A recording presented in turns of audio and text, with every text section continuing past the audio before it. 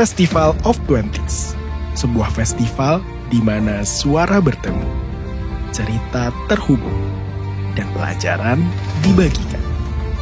Tempat berkumpul untuk kamu yang sedang mencari arah, agar kamu pulang dengan menyadari bahwa kamu tidak pernah sendirian.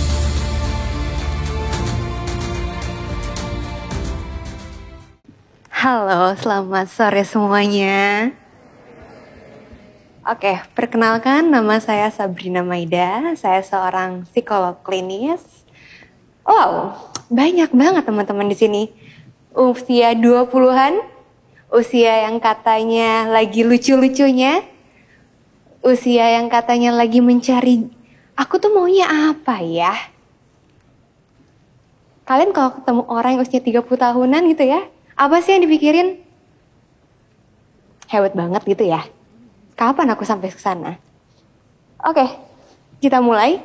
Boleh di next? Aku dari sini ya. Oke, 20 tahunan penuh peluang dan tantangan. Kalau kalian berpikir, Kak enak banget ya udah di titik sekarang, jawabannya enggak.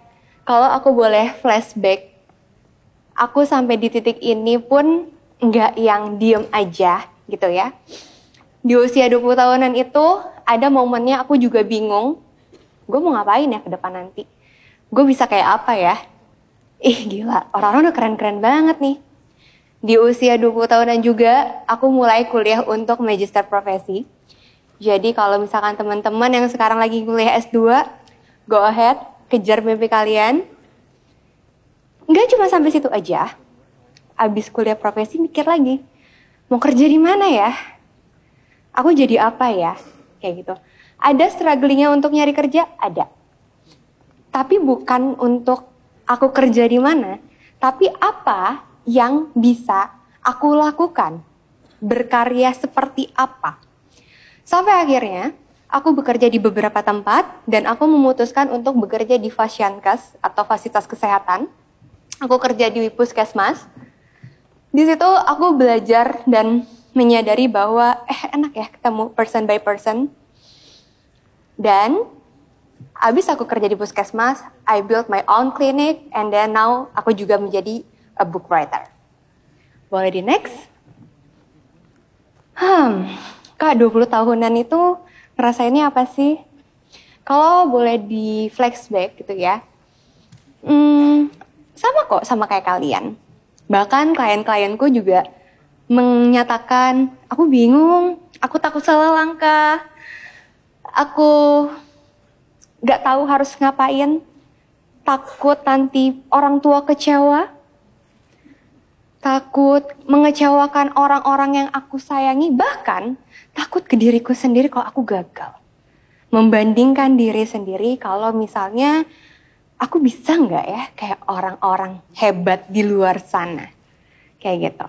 Apakah hal ini wajar? Jawabannya ya, karena itu adalah proses. Proses di mana kalian bisa untuk menemukan siapa sih diri kalian itu.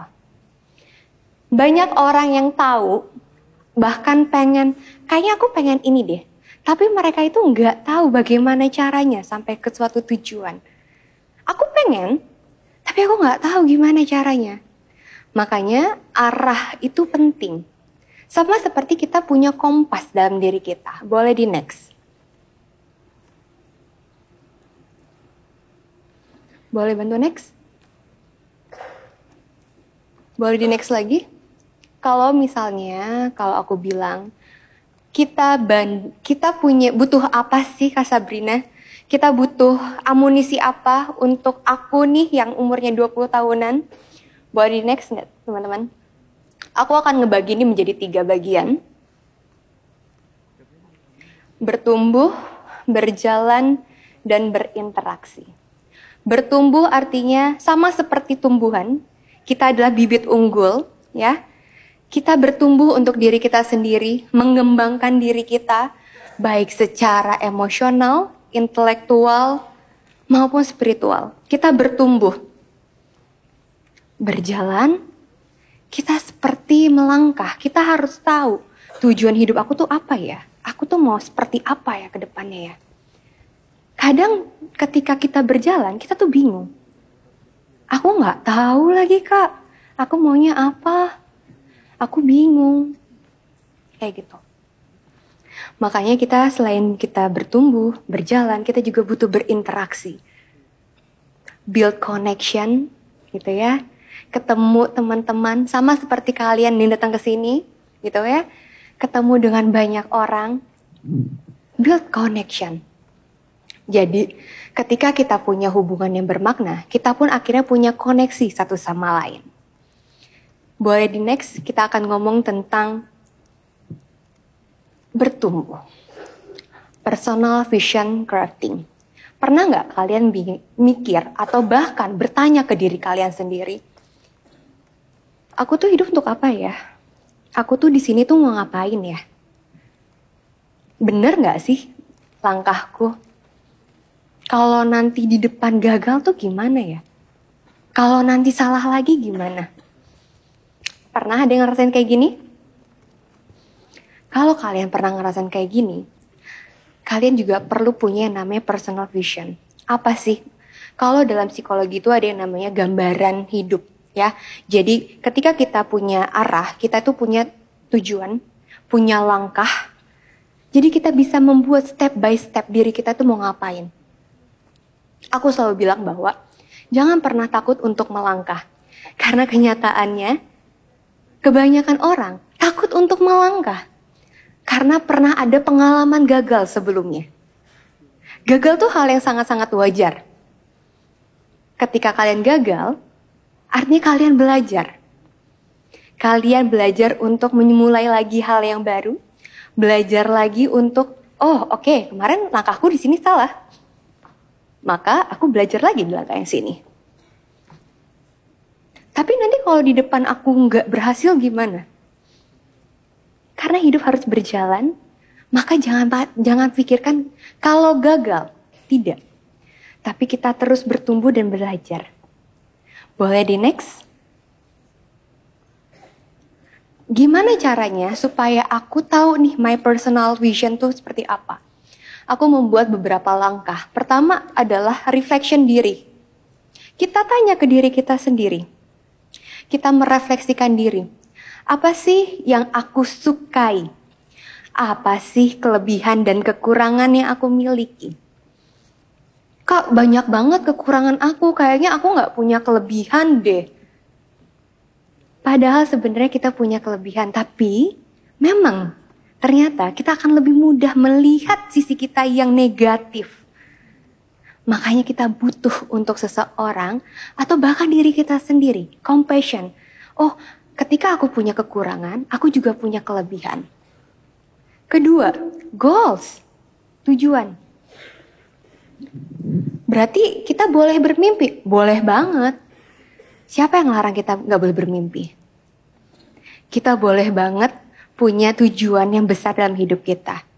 Bahkan kadang aku akan meminta klien-klienku, boleh loh buat goals 1 tahun pertama, 5 tahun, bahkan sampai 10 tahun ke depan kalian tuh mau seperti apa. Yang ketiga adalah memvisualisasikan masa depan. Apakah sebelumnya Kak Sabrina bisa sampai di titik ini gak memvisualisasikan?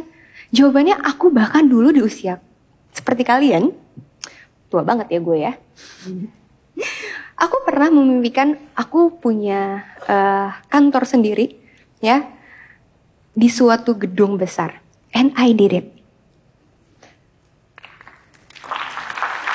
Keempat, buat pertanyaan tentang vision. Kita susun kalimat-kalimat. Kayak gitu ya. Yang kalau anak zaman sekarang bilangnya quotes kali ya. Quotes-quotes yang inspiratif gitu ya. Kayak gitu. Yang kelima adalah kita reflection lagi dan jadikan panduan. 6 langkah ini bisa kalian lakukan untuk tadi bertumbuh. Karena kita butuh untuk sadar, awareness sama diri kita sendiri. Kita tumbuh, ya. Boleh next. Tentang berjalan. Berjalan. Teman-teman di usia 20 tahunan selalu yang namanya tergesa-gesa. Bilang sibuk gitu ya. Duh, kenapa ya teman aku udah sampai di titik ini, aku belum. Dan kalian akhirnya mencoba mencari kesibukan. Padahal, sibuk bukan artinya produktif. Kebanyakan orang tuh suka salah nih. Orang mikirnya kalau misalkan udah sibuk pasti produktif. Enggak juga. Kadang malah kita ngelakuin banyak hal, biar kelihatannya keren aja, sibuk. Tapi apakah produktif? Belum tentu. What next? Oke, nah aku menuliskan, bagaimana sih Kak, gimana caranya kita bisa menentukan pilihan? Kadang hidup tuh hektik banget ya, kok cepet banget, tapi banyak to-do list yang ke-skip. Ada yang namanya matrix, di mana kita untuk menentukan langkah-langkah kita. Contoh, kalau hal itu penting dan mendesak, maka lakukanlah segera. Kalau hal itu penting tapi tidak mendesak, maka kita bisa untuk di-skip dulu, di-list dulu. Kalau misalnya itu nggak penting tapi mendesak, kita bisa delegasikan ke orang lain. Kalau misalnya itu nggak penting tapi nggak mendesak, maka kita bisa skip atau eliminasi. 4 hal ini, kita bisa lebih produktif dalam menjalani hari kita.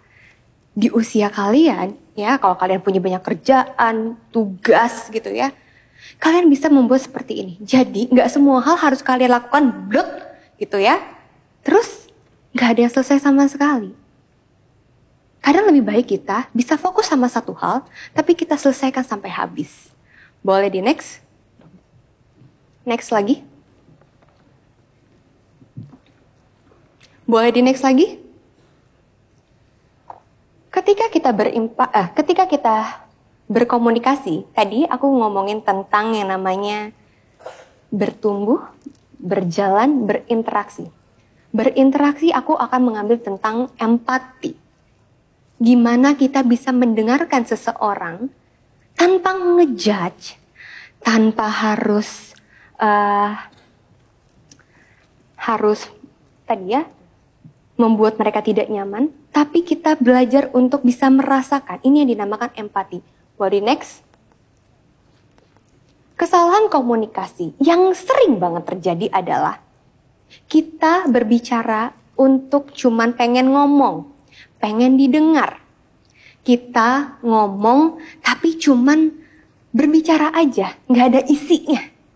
Padahal orang yang ngomong sama kita bisa jadi membutuhkan kita ngedengerin secara empati. Apa sih yang mereka rasain? Apa sih yang sebenarnya mereka itu pengen ucapkan? Kayak gitu. Berarti kalau kita ngobrol, ketika kita berbicara, ada cara-caranya dong Kak? Ada tentunya. Makanya kalau misalkan ada guyonan gitu ya, ih enak banget ya ngomong sama anak psikologi. Kayak ngerasa didengerin, kayak ngerasa dipahamin. Karena kita belajar sebenarnya teman-teman. Bukan serta-merta anak psikologi semuanya pinter, enggak. Karena kita belajar, kayak gitu. Di sini aku akan spill caranya. Boleh next? Ada beberapa elemen penting dalam mendengarkan. Pertama, kita memusatkan fokus. Jadi kita memberikan perhatian. Ketika kamu misalkan sama teman kamu lagi curhat gitu ya, skip dulu handphonenya. Oke. Kayak gitu. Dan yang kedua, menghindari interruption. Boleh? Well, ternyata sudah cukup. Semoga apa yang aku bagikan gitu ya, bisa bermanfaat buat teman-teman semuanya. Oke, aku balikin lagi.